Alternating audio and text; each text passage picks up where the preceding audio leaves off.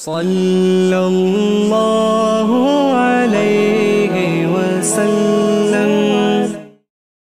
اللہم صلی علی سیدنا و مولانا محمد معدن الجود والکرم وآلہ وصحبہ وبارک وسلم۔ تمام تعریفیں حمد و ثنا اللہ تعالی جل مجدہ الکریم کے لیے، بعد درود و سلام نبی محترم شفیع محتشم آقائے کل ختم رسول دانائے سبل احمد مجتبیٰ جناب حضرت محمد مصطفیٰ علی تحیت و ثنا کی ذات والا صفات کے لیے حمد و ثنا کے بعد امت مسلمہ کی تشکیل کے جو عناصر قرآن مجید نے بیان فرمائے اور اس امت کی جو صفات خود رب کریم نے بیان فرمائی، سورہ فتح کی آیت نمبر 29 میں اللہ تعالیٰ نے فرمایا محمد الرسول اللہ، محمد صلی اللہ علیہ وسلم اللہ کے رسول ہیں، والذین معہ اور جو ان کے ساتھ ہیں، اشداء علی الکفار وہ کافروں پر سخت ہیں، رحماء بینہم آپس میں بڑے رحم دل ہیں، تراہم رکعا سجدا یبتغون فضلا من اللہ ورضوانا، فرمایا آپ انہیں رکوع کرتے ہوئے دیکھیں گے، سجدہ کرتے ہوئے دیکھیں گے، اللہ کا فضل اور اس کی رضا تلاش کرتے ہوئے دیکھیں گے۔ اللہ کریم نے جو صفات بیان کی خاص توجہ کے ساتھ اور تھوڑی سی اس کی گہرائی میں ذرا توجہ فرمائیے گا کہ جو ترتیب قرآن پاک نے عطا فرمائی، فرمایا والذین معہ جو ان کے ساتھ ہیں، ان کی پہلی صفت یہ ہے کہ اشداء علی الکفار وہ کافروں پہ سخت ہیں۔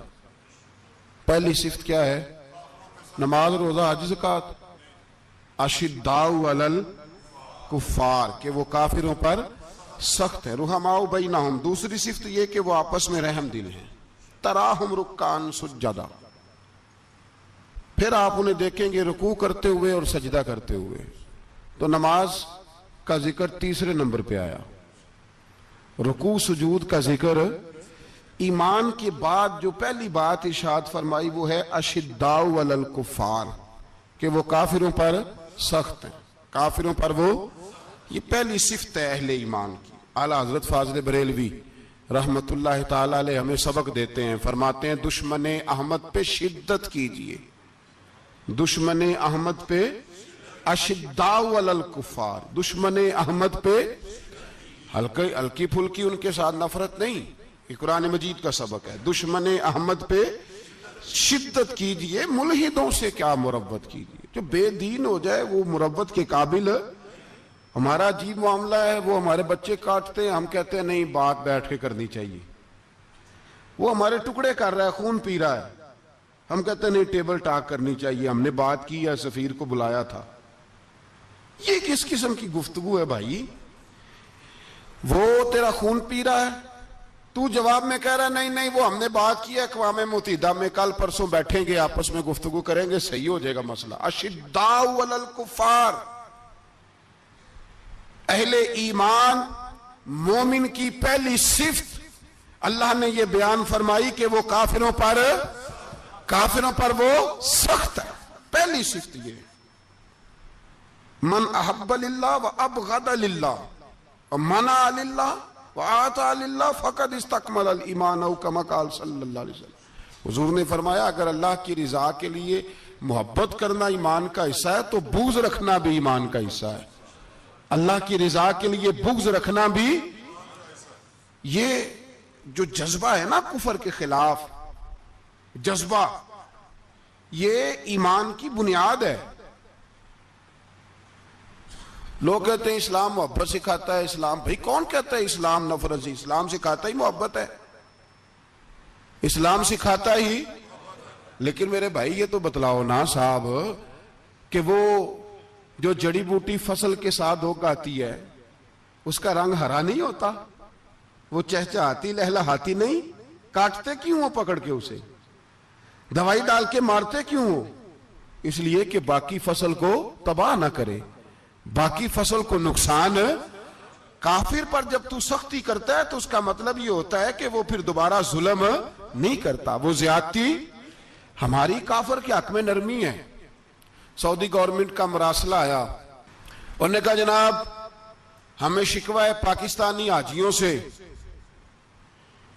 کہ حجنے جب جاتی ہیں تو یہ برقع نہیں پہنتی، نقاب نہیں اوڑھتی۔ یہ باقاعدہ مراسلہ ان کی وزارت حج نے پاکستانی، مجھے چونکہ موقع ملتا رہتا ہے حج ٹریننگ پہ جانے کا تو ہمیں وہ پڑھاتے ہیں، کہتے ہیں جی یہ آپ دیکھ لیں۔ باقاعدہ مراسلہ آیا، بڑی کھل کے بات کر رہا ہوں ذمہ داری سے۔ یہ جناب پاکستان کی جو بیبیاں یہاں حج کرنے آتی ہیں وہ بازاروں میں بغیر نقاب کے پھرتی ہیں، وہ کھجوریں خریدنے چاہتی ہیں تو بغیر نقاب کے، خوشبو لینے جاتی ہیں تو بغیر نقاب کے، لہذا انہیں پردہ کراؤ۔ اگر کوئی بی بی بغیر پردے کے آئی، چلے ایام حج میں تو احرام کی حالت میں تو ہم قبول کر لیں گے، لیکن اگر اس کے علاوہ آئی تو ہو سکتا ہے ڈیبورٹ کر دی جائے۔ باقاعدہ مراسلہ۔ عام غریب ملک کی، پاکستان کی، انڈونیشیا کی، سوڈان کی بی بی بغیر پردے کے نہیں جا سکتی، پر ٹرمپ کی بی بی بغیر پردے کے سعودی عرب جا سکتی ہے۔ ہوں تو چپ کر گئے ہو نا، ویڈیو میری پہ بندی ہے، تہاڈی نہیں، فکر نہ کریں، میں سچی بات کر رہا ہوں، سچی بات اور کھری کر رہا ہوں ذمہ داری سے۔ او بھائی اس کی بی بی پر کوئی پابندی نہیں، کوئی پابندی نہیں۔ وہاں تم نے تلواریں پکڑ کے رقص کر لیا، وہاں سب جائز تھا۔ اب تمہیں وہ کدھر گیا متوا جو بھاگ کے آتا ہے کہ گنبد کی طرف منہ نہ کرو؟ وہ کدھر گئے لوگ جو کہتے ہیں جناب دیکھو جی وہ مقدس پاک لوگ ہیں، خبردار ان کی بات نہ کرنا؟ کلیجہ روتا ہے، دل خون کے آنسو روتا ہے۔ اتنا بڑا حج کا اجتماع ہوا ہے، تمہیں کوئی توفیق نہیں تھی تو وہاں کہنا تھا اس کو، حج پڑھانے والے کو، خطبہ دینے والے کو، کہ برما کے لیے دعائی کر دے، کہنا تھا اسے فلسطین کے لیے۔ بھائی میں جو رونا رو رہا ہوں ذمہ داری سے رو رہا ہوں، خدا را سمجھو، جب تم نے تمہاری اپنی بات آتی ہے تو 34 ملکوں کا اتحاد کٹھا ہو جاتا ہے، اور جب امت کی بات آئے پھر کوئی پرواہ نہیں۔ میرے رسول پاک صلی اللہ علیہ وسلم نے جو دین دیا اس کی پہلی شرط یہ ہے اشداء علل، بولیے اشداء علل، کافر پر سختی کرنا پہلا حصہ ایمان کا۔ رحماء بینہم تو دوسرا نمبر ہے، یہ دوسرا ہے۔ تمہاری سختی صرف اس کے خلاف ہے جو تمہارے مفادات کو ٹھیس پہنچائے، جو تمہاری سنے نا۔ حضرت سیدنا فاروق اعظم رضی اللہ، میں تفصیل سے بات کروں گا اگلے جمعے جناب فاروق اعظم کے احوال پر۔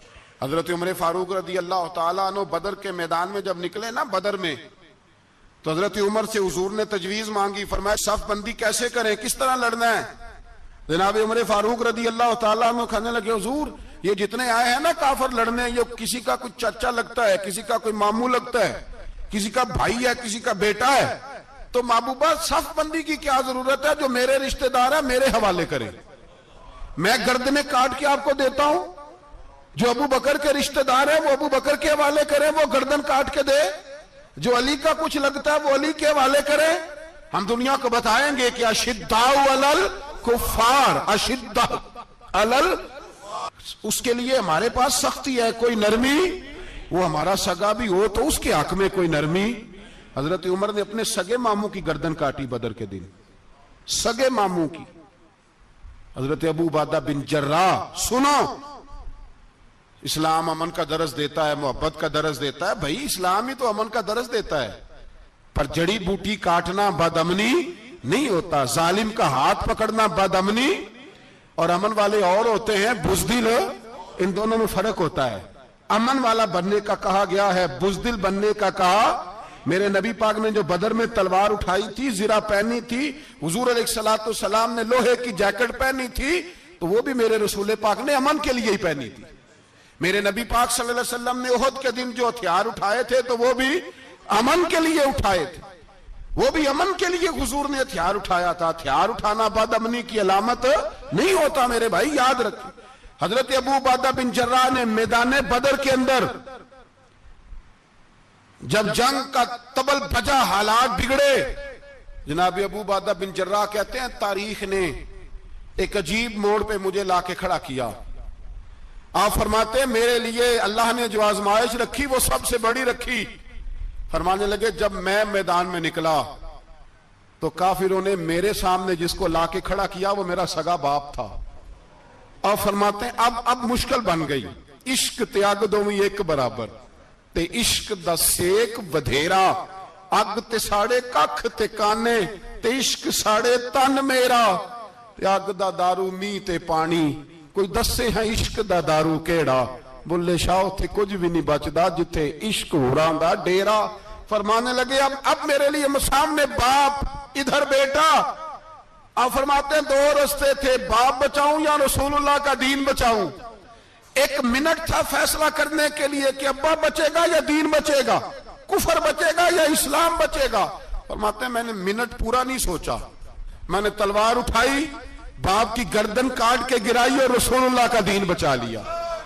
باپ کی گردن کٹ کے گری اور نبی پاک کا دین بچ گیا، بچا لیا رسول اللہ کا دین۔ حضرت عمر نے ماموں کو مارا۔ حضرت مصعب ابن عمیر کہتے ہیں تاریخ مجھے بھی لا کے کھڑا کرتی ہے، بدر کے میدان میں تو کفر کا لبادہ اڑ کے جب سامنے آیا تو وہ میرا سگا بھائی تھا۔ سگا بھائی، ہزاروں قومیں وجود میں آئیں دہر میں خشک و تر کے رشتے سے، پر ہم نے بنیاد دوستی رکھی یاد خیر البشر کے رشتے سے۔ سگا بھائی کفر کا نمائندہ بن کے سامنے کھڑا ہوا۔ مجھے اکٹھے کھیلنا بھی یاد تھا، مجھے ایک برتن میں روٹی کھانا بھی یاد تھا، ایک ماں سے لوریاں سننا بھی یاد تھا۔ فرماتے ہیں یہ سارا کچھ یاد تھا، پر اسلام کے حق میں دیا ہوا خطبہ جو محمد عربی نے دیا تھا وہ بھی مجھے یاد تھا، مجھے رسول اللہ کی بتائی ہوئی باتیں بھی۔ فرماتے ہیں میں سارا کچھ بھول گیا، پر مجھے اپنے رسول کا پڑھایا ہوا سبق نہیں بولا، وہ مجھے یاد رہا۔ میں نے پھر سگے بھائی کی گردن کاٹی اور میں نے وہ گردن کاٹ کے حضور کے پاس پیش کی، اور میں نے دنیا کو بتایا کہ ہمارے لیے اصل وہ ہے جو ہمارے رسول ہمیں حکم ارشاد فرماتے ہیں۔ یہ رشتے ہمارے لیے اصل ہمارے جی اچھے تعلقات ہیں۔ کون سے اچھے تعلقات؟ کون سے اچھے تعلقات؟ میرا ایک دوست مجھے کہنے لگا امریکہ تو پیار ہی بڑا کرتا ہے ہم سے۔ میں نے کہا بالکل، کسائی بھی بڑا پیار کرتا ہے بکرے سے، بڑا پیار ہوتا ہے۔ آپ جو قربانی کے بکرے لائے تھے آپ کو پیار نہیں تھا؟ ذبح کرنے سے پہلے اس کو پانی بھی پلایا، چارہ بھی کھلایا، غسل بھی کرایا، پر آخر میں کیا کیا؟ بولے نا جی، یہ والا پیار کرتا ہے امریکہ آپ سے، دیتا ہے کبھی کبھی پیسے، کوئی شک نہیں اس میں۔ وہ کہتا ہے وہاں زلزلہ آیا ہے تو اتنے لاکھ ڈالر دیتا ہوں، فلاں آیا، لیکن وہ والا پیار جو کسائی بکرے سے کرتا ہے، کہتا ہے جب موقع آئے گا تو میں چھری بھی پھیروں گا، اور اپنے وقت پہ آ کے وہ، یہ میری مثال یاد رکھ لینا، امریکہ کا پاکستان سے اور مسلمان سے وہ والا پیار ہے جو بکرے کا کسائی سے اور کسائی کا بکرے سے ہوتا ہے۔ وہ چارہ ڈالتا ہے، موٹا کر کے ذبح کرتا ہے، پتلا ذبح کرنے میں اسے لذت نہیں آتی۔ اور بھائی یاد رکھو حضرت ابو بکر صدیق رضی اللہ تعالیٰ عنہ، عرب کے لوگ جب جنگ کرتے تھے تو ایک ہاتھ میں ڈھال پکڑتے تھے، ایک ہاتھ میں تلوار پکڑتے تھے، لوہے کی ڈھال۔ جب دشمن حملہ کرتا تھا تو ڈھال آگے کرتے تھے، وہ کئی دفعہ ٹکرا کے ڈھال سے تلوار گر جاتی تھی۔ حضرت ابو بکر صدیق میدان میں نکلے، بیٹا کافروں کی طرف سے لڑنے آیا ہے، سگا بیٹا، اور میرے مصطفیٰ کریم نے فرمایا اولاد بزدل کر دیتی ہے آدمی کو، پر جب ایمان پختہ ہو تو پھر صحابہ نے اس بزدلی کی بھی پرواہ نہیں کی۔ سگا بیٹا کافر کی جانب سے آیا، حضرت ابو بکر صدیق نے تلوار سے حملہ کیا، بیٹے نے ڈھال آگے کی۔ جب صاحبزادے نے ڈھال آگے کی نا تو حضرت ابو بکر کی تلوار لوہے کی ڈھال سے ٹکرائی، تلوار گر گئی۔ اب حضرت ابو بکر نے ہتے ہو گئے، صاحبزادے نے اٹھائی تلوار، کہتا جب میں مارنے لگا تو خیال آیا گھر تو میرا اجڑے گا نا، باپ تو میرا ہی ہے نا۔ صاحبزادے کہتے ہیں میں ابو بکر صدیق کو چھوڑ کے چلا گیا، بعد میں مسلمان ہو گئے، کلمہ پڑھ لیا۔ ایک دن گھر میں بیٹھے تھے تو بات شروع ہو گئی، صاحبزادے کہنے لگے ابا جی وہ یاد ہے نا جب میری ڈھال سے آپ کی تلوار ٹکرائی تھی اور تلوار گر گئی تھی تو میں نے آپ کو باپ سمجھ کے چھوڑ دیا، میرا ہی گھر اجڑنا تھا باپ سمجھ کے۔ جناب صدیق اکبر رضی اللہ تعالیٰ عنہ साहिब इब्ने शाम ने लिखा है कि अपनी सुरीन पर 2 दफा हाथ मारा, 2 दफा।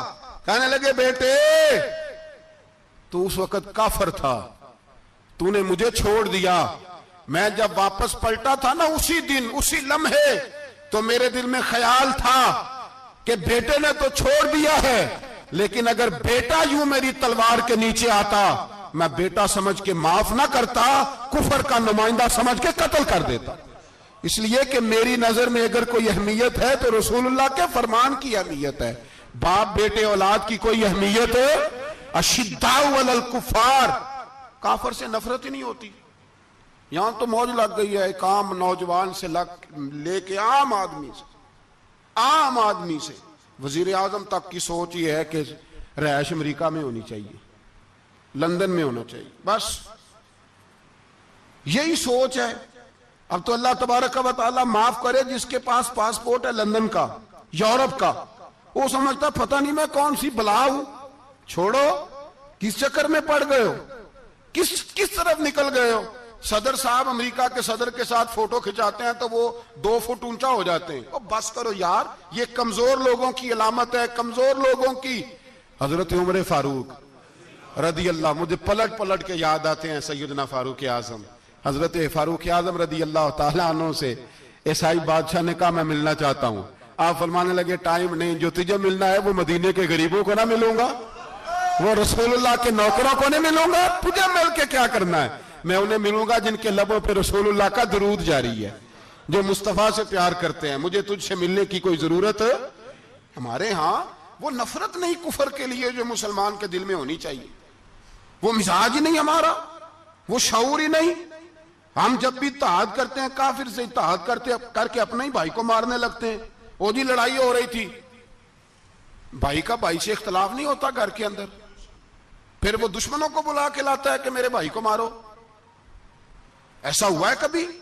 अगर आपस में इस्लामी मुमालिक का इख्तलाफ है भी तो काफिर को लाओगे मारने के लिए, काफिर को लाओगे। और यहां एक आदमी कैद हुआ था अमेरिका का, पूरी दुनिया को मुसीबत पड़ गई थी। समझ आ रही है? नाम लेने की जरूरत तो नहीं, बात की समझ आ गई आप हज़रात। एक आदमी कैद हुआ था और इंसानी हकूक की तंजीमें और हमारे अपने अंदर से बड़े बड़े, मैं रोशन ख्याल नहीं, मैं रोगन ख्याल कहता हूं इन लोगों को, बड़े बड़े रोगन ख्याल उठ के खड़े हो गए जी, इंसानी हकूक की बात करो जी, ऐसे हो गया जी, वैसे हो गया। ले गए बंदा छुड़ा के। यहां रोज खून की नदियां बहती हैं।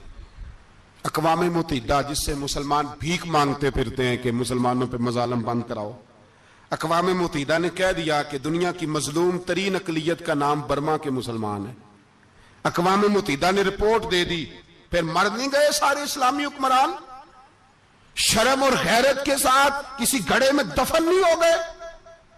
तुम्हें ललकार के उन्होंने कहा कि ये सबसे मजलूम है, इनका कुछ करो। चंद दिन पहले यहां ननकाना साहब बेसाइयों ने जुलूस निकाल के कहा मुसलमानों शर्म करो, उनकी मदद करो। पोप बोल पड़ा, पोप ईसाइयों का कि मुसलमानों कहां हो, किधर हो तुम, इनकी मदद करो, निकलो, जुल्म हो रहा है। पूरी दुनिया चीखी। आपके मुल्क में आके अमेरिका ड्रोन हमले कर जाए तो आपकी वजारत दाखिला को बाद में होश आता हो, हमें तो पता नहीं चला, हम तो सोए हुए थे, वो हमला कर गया। और आलमी कवानीन की मुखालफत करके बर्मा की हुकूमत कहती है किसी सहाफी को भी हम अंदर नहीं जाने देंगे, हमारा जाती मामला है। ऐसे बेशरम लोगों को अपना नुमाइंदा बनाते हो, जिन्हें होश तक नहीं इस बात की। हमने कलमा पढ़ा हुआ है नबी पाक सल्लल्लाहु अलैहि वसल्लम का, मेरे रसूल पाक सैयद आलम नूर मुजस्सम सल्लल्लाहु अलैहि वसल्लम ने जो लोग तैयार फरमाए, नींद तो नहीं आ रही आप हजरात?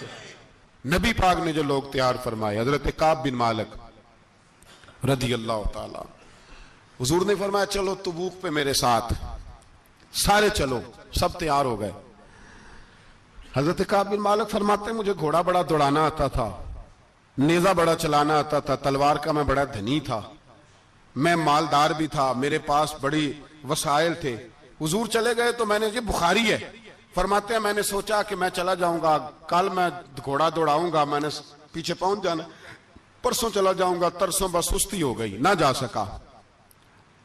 फरमाते हैं वक्त बीत गया, हुजूर चले गए, आज जाता हूं, कल चाहता हूं, اسی میں حالات سارے گزر گئے، حتیٰ کہ اللہ کے رسول واپس آ گئے۔ فرماتے ہیں کچھ بوڑھے تھے جو نہ جا سکے، اور کچھ منافق تھے جو حضور کے ساتھ جہاد پہ نہ جا سکے۔ آپ فرماتے ہیں میں جوان بھی تھا، تیر انداز بھی تھا، اور دنیا عرب سارا جانتا تھا کہ مالدار بھی ہے، اللہ تعالیٰ کی دی ہوئی بڑی نعمتیں تھیں، میں نہ گیا، اور ہو غلطی گئی، سستی گئی۔ فرماتے ہیں حضور مدینے میں آئے، جب مسجد نبی میں بیٹھے تو منافق آ کے بہانے کرنے لگے۔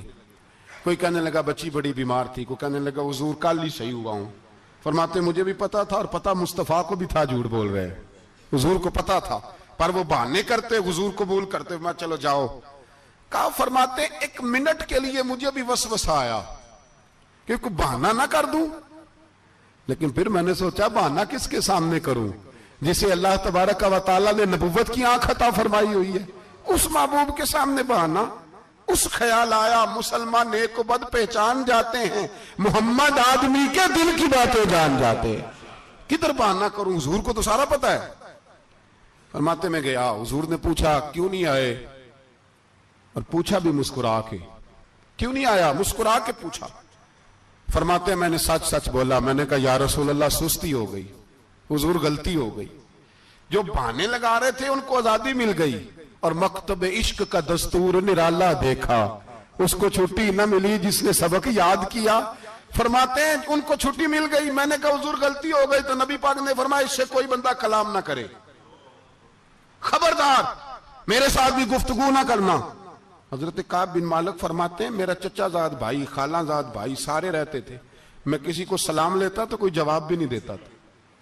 فرماتے ہیں میں مسجد میں نماز پڑھنے آتا، پر صحابہ کرام کو حضور نے منع کر دیا تو مدینے کی گلیاں بھی ناآشنا ہو گئی۔ فرماتے ہیں مجھے یوں لگتا تھا کہ مدینے کے در و دیوار بھی مجھ سے کلام نہیں کرتے، میں وہاں دعا منگیا کرو سنگیو کتے مرشد نہ رس جاوے، اے جنہاں دے پیر رس جان دے او جیوندے ہی مرے رہن دے۔ کہا اس طرح لگا کہ جیسے حالات بگڑ گئے سارے میرے حق میں۔ آپ فرماتے ہیں میں مسجد میں آ کے بیٹھتا تو جب مجھے پتا تھا میں جب آنکھیں ادھر کرتا تو حضور مجھے دیکھتے، اور جب میں نبی پاک کو دیکھتا تو حضور چہرہ پھیر لیتے۔ بول پڑے خواجہ غلام فرید صاحب، کہنے لگے میں ویکھاں تے میرا یار نہ ویکھے، جے میں نام ویکھاں تے او ویکھے، ایڈے نصیب کتھوں تتڑی دے او میرے وچ ویکھن دے ویکھے، غلام فریدا او بوے یار دے مریے پامیں ویکھے یا نہ ویکھے۔ آپ فرماتے میں سید عالم صلی اللہ علیہ وسلم کو دیکھتا تو حضور رخ انور پھیر لیتے۔ حضرت کعب بن مالک رضی اللہ تعالیٰ عنہ فرماتے ہیں کہ حضور کا حکم آیا کہ بیوی کو علیحدہ کر دو، بار پہلے کوئی نہیں بات کرتا، اب کہا بیوی کو علیحدہ کر دو، تو میں نے کہا حضور طلاق دے دوں، فرمایا نہیں میکے بھیج دو، طلاق نہیں دینی۔ فرماتے ہیں بال بچہ بھی چلا گیا، نہ گھر میں کوئی نہ باہر کوئی، تنے تنہا۔ آپ فرماتے ہیں زمانہ جانتا تھا، عرب کے صوبوں میں بات پھیل گئی کہ کعب بن مالک جیسا سردار، مالدار، گھوڑ سوار، تیر انداز، نیزہ باز، اتنا بڑا سیانہ سنجیدہ آدمی جدا کر دیا نبی پاک نے۔ فرماتے ہیں غسان کے عیسائی بادشاہ نے مجھے خط لکھا۔ حضرت کعب فرماتے ہیں بڑی آزمائش تھی، پر یہ مصیبت سب سے بڑی تھی۔ غسان کے عیسائی بادشاہ نے خط لکھا، اس کا آدمی مجھے ڈھونڈتا پھرتا مدینے میں، میں ملا تو خط اس نے مجھے دیا۔ خط میں یہ نہیں لکھا تھا کہ کافر ہو جاؤ معاذ اللہ، یہ نہیں لکھا تھا عیسائی ہو جاؤ۔ اس نے خط میں لکھا کہ کعب ہم نے سنا ہے تمہارے نبی نے تمہیں چھوڑ دیا، ناراض ہو گئے، تم تو اس قابل تھے کہ صوبے کے گورنر بنائے جاتے، تم تو بڑے عہدے کے قابل تھے، تمہاری تو شہرت ہے سارے علاقوں میں، تم آ جاؤ ہمارے پاس، ہم تمہیں بہت بڑا عہدہ دے دیں گے۔ حضرت کعب بن مالک فرماتے ہیں اب میری چیخیں نکلی، اب میں تڑپ کے رویا، میں نے وہ اس کا خط پکڑا اور جلتے ہوئے تنور میں ڈالا اور مسجد نبی میں سر سجدے میں رکھ کے میں نے کہا اے اللہ میرا ایمان اتنا ہی مشکوک ہو گیا ہے کہ کافر کہتے ہیں میں ان کے ساتھ مل جاؤں گا، اے اللہ میرا ایمان اتنا مشکوک کافر سمجھنے لگے ہیں کہ میں مسلمانوں کو چھوڑ کے ان سے اتحاد کروں گا۔ یہاں لوگ کہتے ہیں ہم نے پریشر کے لیے ان کو ساتھ ملایا، ہم نے پریشر کے لیے کافر سے سمجھوتا کرو گے۔ اپنے بھائی پر ظلم کرنے کے لیے بے ایمانوں کے ساتھ دوستی کرو گے؟ حضرت کعب بن مالک فرماتے میں نے تندور میں ڈالا، میں تڑپ کے رویا، میں نے کہا اے اللہ میرا اتنا امتحان نہ لے کہ کافر سوچنے لگے کہ میں اسے سمجھوتا کروں گا، اے اللہ مہربانی فرما اتنا امتحان نہ لے۔ روتے روتے گھر گیا، سحری تک روتا رہا۔ ایک آدمی دوڑا آیا، کہنے لگا کعب جلدی چل، حضرت جبریل آ گئے ہیں، اللہ نے تیری توبہ قبول فرما لی ہے، رسول پاک نے تجھے یاد فرمایا ہے، چل آ جا۔ حضرت کعب بن مالک فرماتے ہیں میں قدموں میں گرا اور میں نے کہا محبوبہ میرا سارا ہی مال لے لے، حضور میری ساری صلاحیتیں لے لیں، رکھ لیں سارا کچھ، مجھے وہ مال نہیں چاہیے جو آپ کے دروازے سے دور کر دے، حضور وہ دولتیں میرے کس کام کی جو آپ کے دروازے سے دور کر دے، بے نور بے چراغ جو محفل ہو پھونک دو، اعظم بلا سے اپنی وہ ہستی ہی کیوں نہ ہو، جو چیز اس کی راہ میں حائل ہو پھونک دو۔ حضرت کعب بن مالک رضی اللہ تعالیٰ عنہ نے ایک منٹ کے لیے بھی کافر سے سمجھوتا کرنا پسند نہ کیا، جبھی تو اللہ نے توبہ حضرت جبریل کے ذریعے نازل فرمائی۔ میرے بھائی یہاں منٹ منٹ پہ سمجھوتا ہے، منٹ منٹ پہ بڑا رولا ڈالتے ہم، بڑا شور ہے چائنا کی دوستی، چائنا کی دوستی، چائنا جیسے کہے برما کی حکومت ویسے کرتی ہے، اس کا اثر اور رسوخ ہے ان کا۔ آپ نے کیوں نہیں ان سے کہا کہ ان کو منع کریں؟ میں چائنا کی بات نہیں چھیڑنا چاہتا، ورنہ میں اس پر بھی کچھ باتیں عرض کروں کہ وہ جو آپ کے ان ساتھ ان کی دوستی ہے اس کا پس منظر کیا ہے۔ یہ تو چائنا میں بسنے والوں سے پوچھو نا، جہاں مسجد بنانا بڑا مشکل ہے، جہاں نماز پڑھنا روزہ رکھنا بڑا مشکل ہے، کاہے کی دوستی، کس طرح کی دوستی؟ قرآن مجید نے بیان کر دیا کافر تم سے راضی نہیں ہو سکتا حتی تتبع ملتہم، جب تک تم ان کے دین کی پیروی نہ کرو، اتنی دیر کافر راضی ہو سکتا تو مسلمان کیسے راضی ہو جاتا ہے؟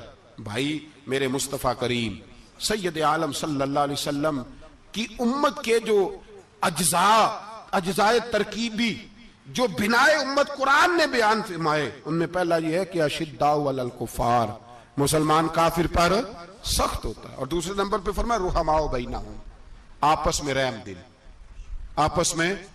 اقبال نے اس آیت کی تفسیر کی تو دو مصروں کے اندر شعر میں مضمون ہی پرو کے رکھ دیا، کہنے لگے ہو ہلکا یاراں تو بریشم کی طرح نرم، کس طرح؟ ریشم کی طرح، ہو ہلکا یاراں تو بریشم کی طرح نرم، رزم حق و باطل ہو تو فولاد ہے مومن، رزم حق و باطل ہو تو پھر فولاد بن کے نکلے، پھر منت سماجت نہ کرے اقوام متحدہ آئے تو فلاں آئے تو فلاں آئے، فولاد ہے مومن۔ ایک وہ منظر تھا حضرت عمر نے جب اپنے سگے ماموں کو لتاڑا، جناب ابو عبیدہ بن جراح نے باپ کو قتل کیا، مصعب بن عمیر نے بھائی کو قتل کیا، ایک وہ منظر تھا۔ ایک وہ منظر تھا جب مسلمان مکے سے مدینے آئے، مدینہ طیبہ پہنچے تو مصطفیٰ کریم نے فرمایا یہ تمہارے بھائی ہیں، بس بات ختم ہو گئی، یہ تمہارے، بھائی اتنی سی بات ہے، یہ تمہارے، اس سے زیادہ نہیں، کوئی لمبا خطبہ نہیں نبی پاک نے دیا، فرمایا یہ تمہارے، اپنے بھائیوں کی مدد کرو۔ حد ہو گئی مدد کرنے کی، بھائی کا بازو پکڑا گھر لے گئے، کہنے لگے یہ 15 کلے میرے ہیں، 6 جو تمہیں پسند آتے ہیں رکھ لو، تمہارے ہو گئے۔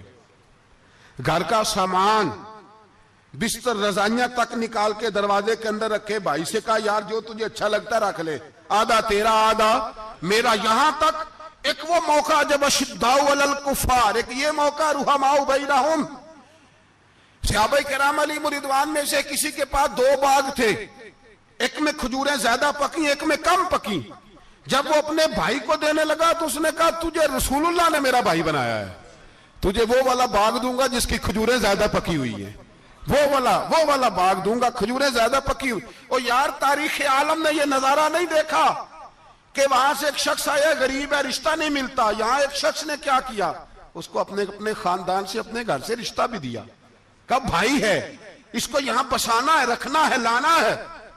کوئی تہذیب کا ٹکراؤ نہیں ہوا، کوئی ان لوگوں کے آپس میں جھگڑے نہیں ہوئے، کوئی نہیں کہا کہ یہ مہاجر ہے یہ انصار ہے، کوئی کسی جگہ نہیں کہا تمہارا کھانا پینا رہنا سہنا الگ ہے، کوئی کسی جگہ بحث نہیں ہوئی، آدھا بانٹ کے دیا۔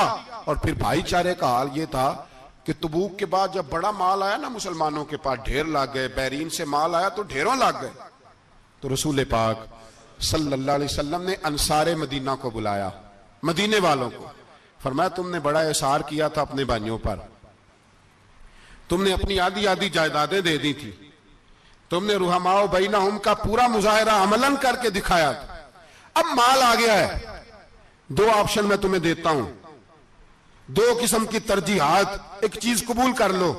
کہ یا رسول اللہ صلی اللہ علیہ وسلم حکم فرمائیے۔ فرمایا یہاں تو جو مال تم نے اپنے مہاجر بھائیوں کو دیا ہے وہ واپس لے لو، وہ تم واپس لے لو، اور یہ جو مال آیا یہ میں ان میں بانٹ دیتا ہوں، یا اس طرح کرو کہ میں یہ مال تمہارے درمیان آپس میں آدھا آدھا بانٹ دیتا ہوں، یا تمہیں کچھ فیصد زیادہ دے دیتے ہیں انہیں کم دے دیتے ہیں۔ بات ہو رہی تھی، انصار چپ تھے، حضور نے فرمایا بولتے کیوں نہیں؟ پتہ محبوب کو بھی ہے کہ یہ بولیں گے تو مجھے بھی ٹھنڈ پڑے گی اور قیامت تک ساری امت کو سکون ملے گا۔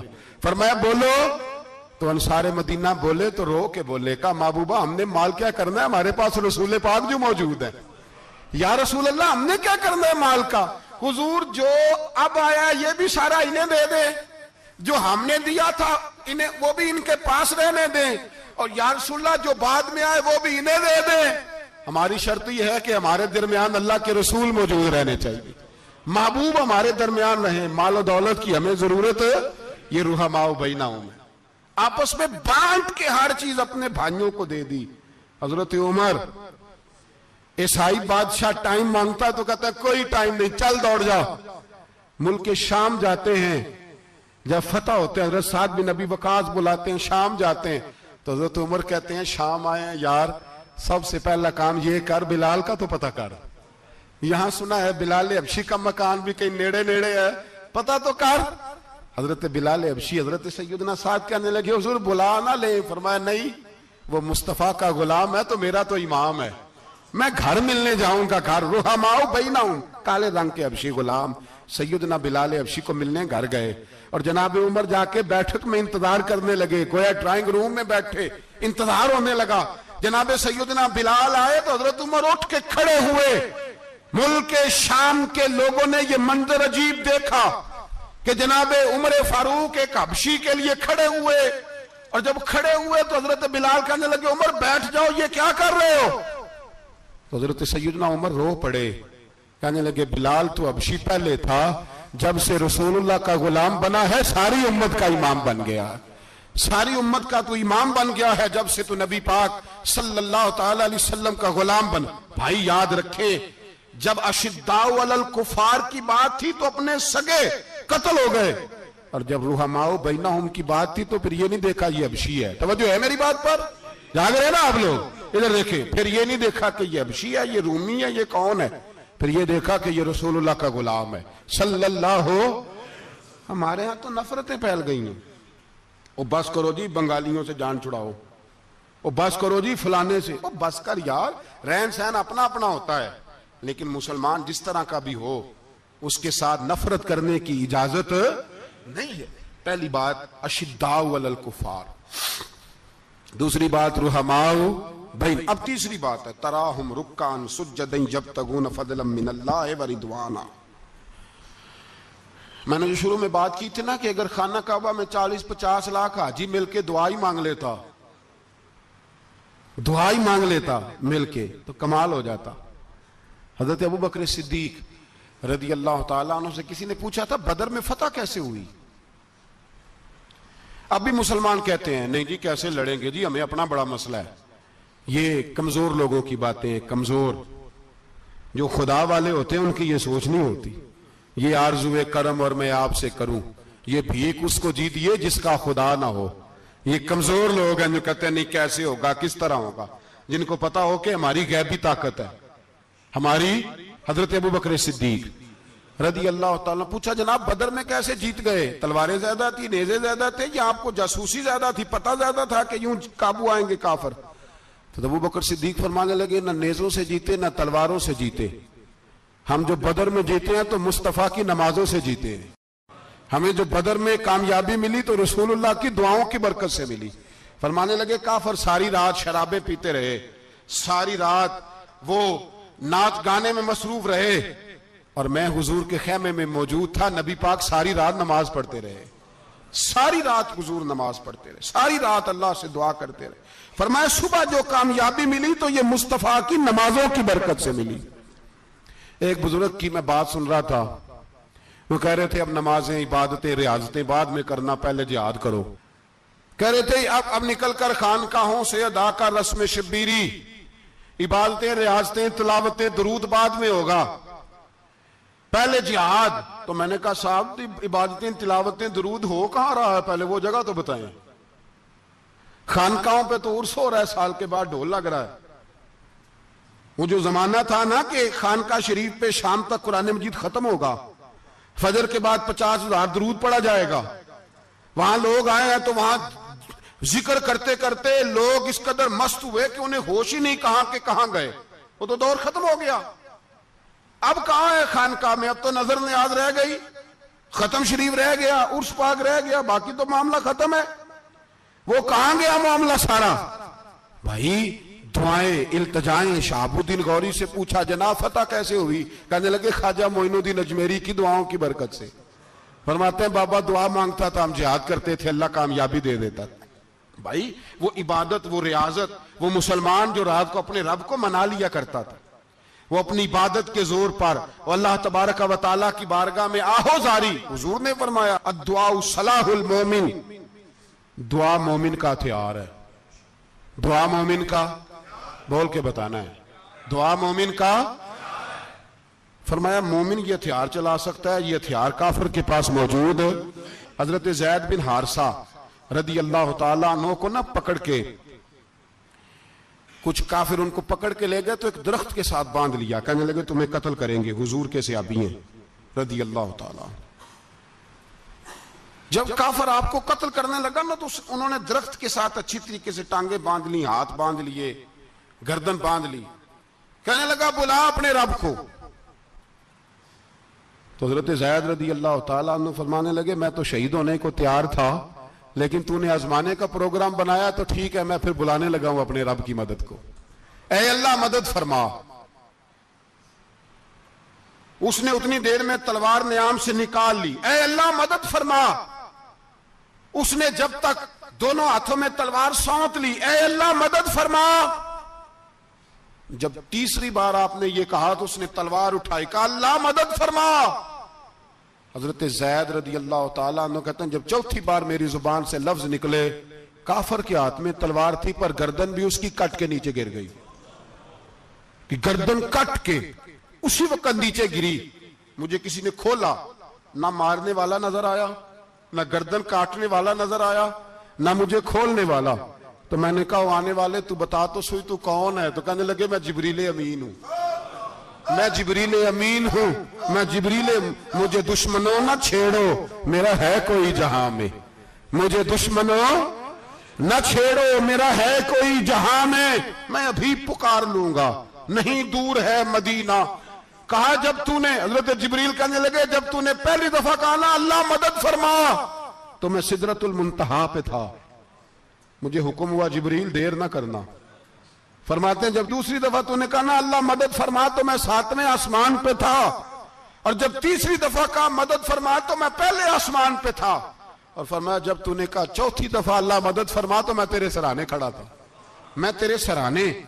تو بھائی اب تو اجتماعی دعا بھی نہیں رہی ہماری، اب تو یہ والا سوتا بھی۔ اکبر الآبادی نے کہا تھا مصیبت میں بھی اب یاد خدا ہم کو نہیں آتی، دعا منہ سے نہ نکلی جیبوں سے عرضیاں نکلی۔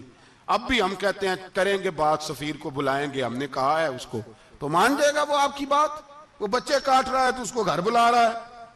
ابھی تک ایک اتنا سا سٹینڈ کہ ان کا جو دفتر ہے سفارت خانہ وہ بند کر دیا جائے، اتنی بھی توفیق نہیں ہوئی۔ کہتے ہیں ٹھیک ہے شور شروع ہو رہا ہے بس چپ کر دیں گے سارے۔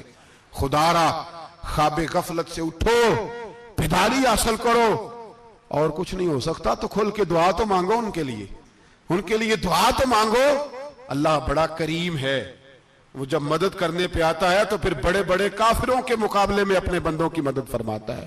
اور میں یہ پیغام دینا چاہتا ہوں عالم کفر کو بھی، یاد رکھیں رب کریم جب مدد کرنے پہ آئے تو اکیلے حضرت ابراہیم اور ایک طرف پوری ملت ہو تو اللہ اپنے خلیل کو بچا لیا کرتا ہے۔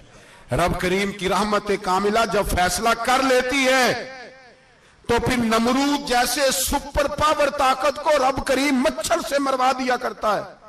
اللہ تبارک و تعالی، یہ تو مسلمان کا دعا والا سوتا ہی، وہ نکل کر خانقاہوں سے ادا کر رسم شبیری، یہ تو تب ہوگا جب خانقاہ کے اندر کوئی ذکر فکر عبادت ہو رہی ہو، اور جب وہاں حال ہی کوئی نہیں، وہاں تو رقص و سرور ہے، وہاں تو بات جھوٹی تعریفیں ہیں، ہر آدمی نے ایک بندہ ساتھ رکھا ہوا ہے تعریفیں کرنے کرانے والا، تو معاملہ ہی اور ہو گیا ہے.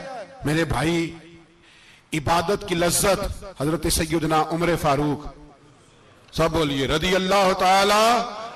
حضرت عمر فاروق رضی اللہ تعالیٰ عنہ کا مبارک زمانہ ہے. حضرت عمر نے فوج بھیجی ایران کے حکمران کے ساتھ جہاد کرنے. ایران کے بادشاہ نے 2 عیسائی جاسوس بھیجے، کہنے لگا ذرا پتہ تو کرو مسلمانوں کا رات کا طریقہ کیا ہے، میں صف بندی کراتا ہوں. وہ ساری رات صف بندی کراتا رہا. 2 جاسوس آئے مسلمانوں کی معلومات کرنے. معلومات کر کے جب واپس گئے تو حضرت عمر فاروق رضی اللہ تعالیٰ عنہ کے سپاہیوں کو دیکھا، غور سے پلٹے تو بادشاہ کہنے لگا کیا حال دیکھ کے آئے ہو؟ کہنے لگا سارے مسلح پہ بیٹھے ہوئے، جتنے گھنٹے ہم وہاں رہے ہیں مجاہدین مسلح پہ رہے ہیں، یوں لگتا ہے جیسے ان کا دنیا داری سے کوئی تعلق. اور کہنے لگے بادشاہ کوئی ایسی طاقت ہے جس کو وہ بلا رہے تھے، کوئی ایسی قوت ہے جس کو وہ پکار رہے تھے.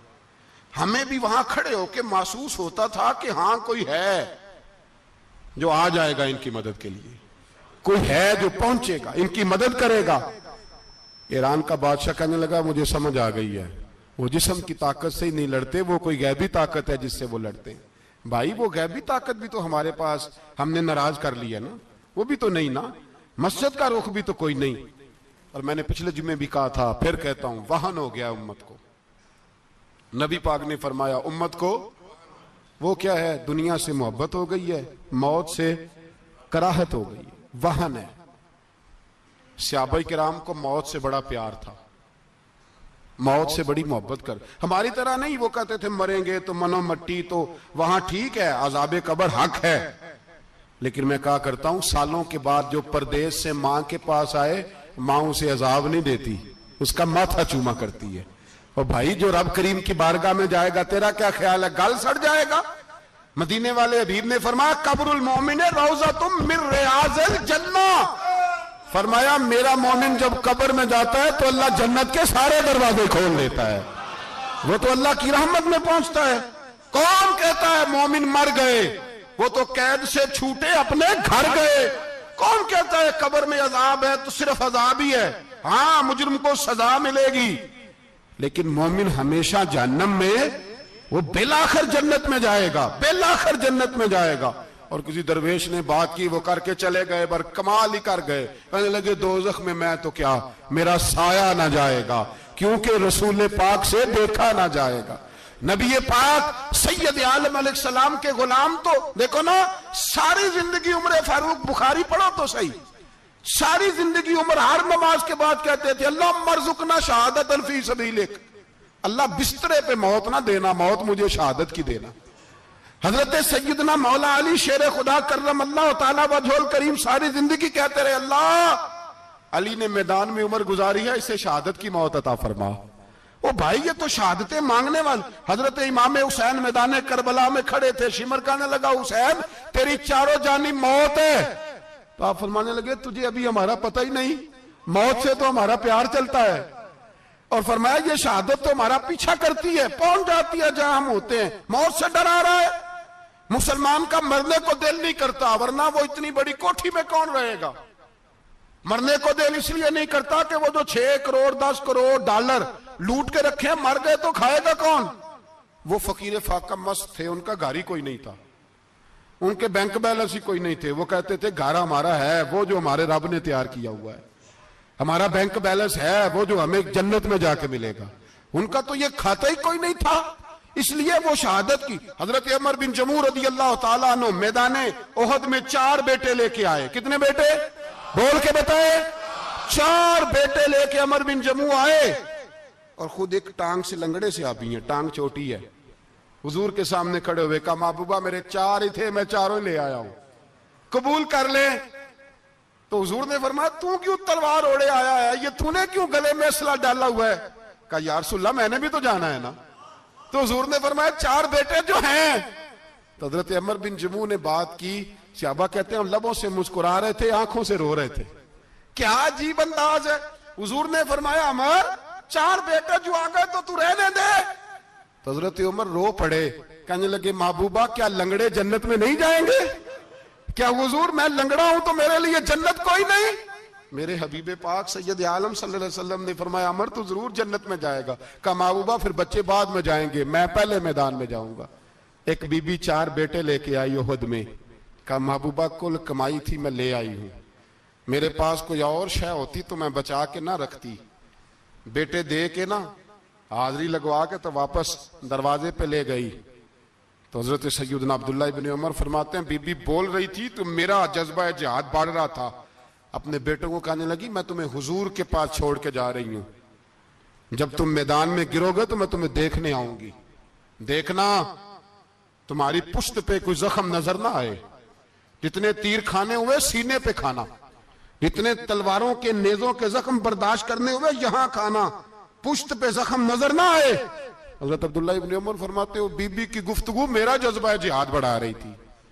ایک بی بی 3 سال کا 4 سال کا بیٹا لیے رو رہی ہے, احد کا دن ہے. سہیلیاں پوچھتی ہیں تو کیوں روتی ہے؟ وہ کہتی ہے دیکھو میرا خامد بھی بدر میں شہید ہو گیا, بھائی اور باپ بھی. دل کرتا ہے کوئی جوان بیٹا ہوتا تو آج مصطفیٰ کے ساتھ اسے ہی بھیج دیتی. کوئی جوان میرے پاس ہے ہی 3 سال کا تو کیا کروں, 3-4 سال کا بچہ کیا کرے گا؟ پتہ نہیں کیا دلیل آئی. اچانک اٹھی, بیٹے کو سینے سے لگایا, کپڑا ڈالا, مسجد نبوی پہنچ گئی. حضرت بلال کہتے ہیں مجھے ملی, کہنے لگی بلال مجھے پتہ ہے حضور تیاری کرا رہے ہیں جنگ کی, پر 2 منٹ اگر میری ملاقات ہو جائے. بلال حبشی کہنے لگے حضور ہم ایک بی بی ضد کر رہی ہے. حضور باہر آئے, کہنے لگی حضور میں فلاں کی بیٹی, فلاں کی بہن, فلاں کی بیوہ ہوں, میں نے بدر میں 3 شہید دیے ہیں, اب میرے پاس یہ 3 سال کا لال ہی بچا ہے, بڑا فخر ہے میرا. لوگ مجھے شہید کی بیوہ, شہید کی بیٹی, شہید کی بہن کرتے. دل کرتا ہے شہید کی اماں بھی کہیں جاؤں تو میرا بیٹا لے لیں. سیدنا بلال کہتے ہیں حضور مسکرائے, کہنے لگے یہ 3 سال کا نونہال کیا کرے گا؟ کہتے ہیں اماں کا عجیب جذبہ ہے. کہنے لگی محبوبہ سنا ہے اسلحہ بھی تھوڑا ہی ہے, ڈھالیں زیادہ کوئی نہیں, میرا بیٹا ساتھ رکھ لیں, جب آپ کی طرف کوئی تیر آیا نا تو میرا بیٹا ڈھال کے اس کو ڈھال بنا کے آگے کر دینا. محبوبہ ڈھال تو بانی سکتا ہے نا. حضرت بلال فرماتے ہیں مصطفیٰ کریم نے فرمایا جا میں نے قبول کیا, قیامت کے دن بیٹا گھر لے جا, جب تیرا نام پکارا جائے گا تو شہید کی اماں کہہ کے پکارا جائے گا, جا تو گھر لے جا. کہتے ہیں چلتے چلتے ایک غریبنی اور آ گئی, اتنی سی اٹی بان کی, اتنی سی. بلال حضور سے ملاقات ہو جائے گی. نبی پاک آ گئے تو کہا محبوبہ یہ غلبہ اسلام میں میرا بھی حصہ ڈال لیں. حضور نے فرمایا یہ کیا ہے؟ کہنے لگے حضور خامد فوت ہو گیا, اولاد اللہ نے بے نیازی سے دی نہیں, سویرے چرخہ کاٹ کے رزق حلال کھاتی ہوں, میرے پاس نا یہ اتنا سا بان ہے, ایک گھوڑے کی لگام بن جائے گی. محبوبہ حصہ تو ڈال جائے گا نا دین کے لیے, میری قبولیت ہو جائے گی. میرے حبیب نے ہاتھ اٹھائے اور دعا مانگی, کہے اللہ جتنا تو میدان کے مجاہدوں کو اجر عطا فرمائے اتنا اس غریبنی کو بھی عطا فرمانا, اتنا اسے بھی دینا. بھائی یہ جذبے تھے, یہ رنگ تھا امت مسلمہ کا, اس لیے کافر گھر میں بیٹھ کے کانپا کرتا تھا. اب اسے پتا ہے یہ اسی والی کار سے نہیں نکل سکتے, اسے پتا ہے کہ ہم نے انہیں بوتل پہ لگا دیا ہے, اب یہ پیپسی مرینڈا اور یہ پی کے کھانے کے ساتھ تو یہ مست رہتے ہیں, اب یہ نہیں نکل سکتے گھر سے, ہم نے انہیں ان چیزوں پہ لگایا ہے جو ان کے وجود کو کھوکھلا کر رہی, اب کیسے میدان میں نکلیں گے؟ وہ اس لیے نہیں ڈرتا کہ وہ تیری آسائشوں, تیری زندگی میں آنے والی سہولتوں سے آشنا ہے. موت بستر پہ بھی آ جاتی ہے, لیکن جس کو میدان میں آتی ہے وہ ساری زندگی زندہ رہتا ہے, وہ ساری زندگی زندہ رہتا ہے. بھائی مرنا تو ہے, لیکن اگر زندگی دین کے کام آئے گی تو امر ہو جاؤ گے, بچ جاؤ گے. ہمیں رنگ دیا ہے قرآن پاک نے، محمد الرسول اللہ والذین معہ اشداء علی الکفار رحماء بینہم۔ پہلی بات یہ کہ کافر کے لیے سختی کا جذبہ رکھیں، نرمی اتنی دیر جتنی دیر اسے دین کے قریب کرنا ہے، لیکن اگر وہ بغض دکھائے تو اشداء علی الکفار، اور مومن کے حق میں رحماء بینہم۔ اور پھر فرمایا مدد بھی مانگو، تراہم رکعا سجدا یبتغون فضلا من اللہ ورضوانا، رکوع کرو، سجدے کرو، مدد مانگو، اور زندگی سے پیار نہ کرو اس لیے کہ جانا تو ہے، جب وقت آئے تو پھر شہادت سے پیار کرو، پھر سامنے کھڑی جنت سے پیار کرو۔ اللہ کی بارگاہ میں یہ التجا ہے، اللہ عالم اسلام کے جوانوں کے دلوں میں حضرت سیدنا امام حسین کے جذبوں کی خیرات عطا فرمائے۔ آخر دعوانا ان الحمدللہ۔ جس دم یار پیارے بچھڑے کون رووے مڑ تھوڑا، سب روگاں دا روگ محمد،